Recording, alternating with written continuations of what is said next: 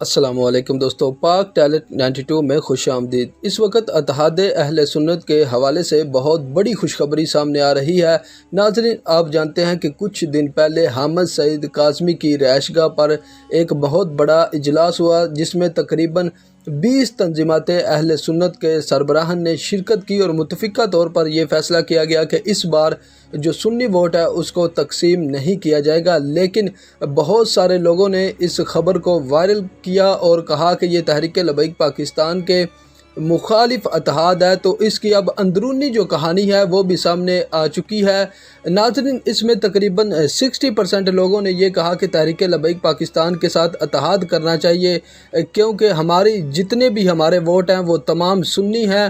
اور نون لیگ، آپ جانتے ہیں کہ اس نے ممتاز حسین قادری کو پھانسی دی ہے، عمران خان نے آسیہ کو رہا کروایا ہے، اور جو اہل سنت کے ورکر ہیں ان کا بھی قتل عام کیا ہے پچھلے دنوں، آپ نے دیکھا۔ تو اس لحاظ سے تحریک لبیک پاکستان کے حق میں یہ ووٹ جاتا ہے۔ اور اب اس پر قاری زوار بہادر نے بہت بڑی خوشخبری سنائی ہے۔ ان کا کہنا تھا کہ تقریباً 12 رکنی جو کمیٹی ہے اس کو تشکیل دے دیا گیا ہے۔ یہ کمیٹی علامہ سعد حسین رضوی سے ملاقات کرے گی، اور ڈاکٹر اشرف آصف جلالی سے بھی یہ کمیٹی ملاقات کرے گی، اور ان کو کہے گی کہ اس بار جو سنی ووٹ ہے اس کو تقسیم نہیں کیا جائے گا۔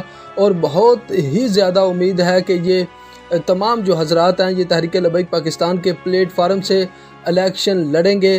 تو ناظرین، ایک اور بھی بہت بڑی خوشخبری سامنے آ رہی ہے۔ علامہ سعد حسین رضوی، علامہ خادم حسین رضوی صاحب کے جو استاد ہیں ان سے ملاقات ہوئی ہے ایک بہت بڑی شخصیت کی، اور اتحاد اہل سنت میں بہت بڑی پیش رفت سامنے آ رہی ہے۔ تو انشاءاللہ نیکسٹ ویڈیو میں آپ کے ساتھ وہ بھی شیئر کریں گے۔ تو چینل کو سبسکرائب کریں، ویڈیو کو لائک کریں، اور اس ویڈیو کو زیادہ سے زیادہ شیئر کریں، اور کمنٹس باکس میں اپنی رائے کا اظہار ضرور کریں۔ اللہ حافظ۔